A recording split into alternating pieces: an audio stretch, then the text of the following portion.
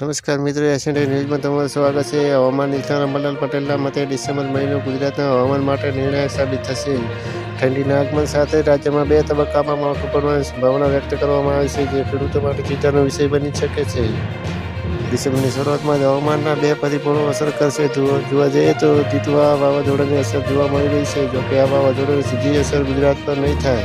જોવા જઈએ તેની ભેજયુક્ત હવાથી આડઅસરના કારણે દક્ષિણ ગુજરાતના વિસ્તારો, ખાસ કરીને વલસાડ, નવસારી અને સુરતના ભાગોમાં વાદળછાયું વાતાવરણ જોવા મળી શકે છે અને હળવા છાંટા પડી શકે છે.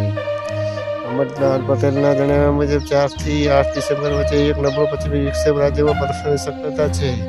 આ કારણે 5 થી 10 ડિસેમ્બર દરમિયાન ઉત્તર અને મધ્ય ગુજરાતના કેટલાક વિસ્તારોમાં વાદળછાયા વાતાવરણ સાથે માવઠું થઈ શકે છે. હવામાન નિષ્ણાત અંબાલાલ પટેલની આગાહી મુજબ 18 થી 24 ડિસેમ્બર દરમિયાન એક મજબૂત પશ્ચિમી વિક્ષેપ આવવાની આશંકા છે.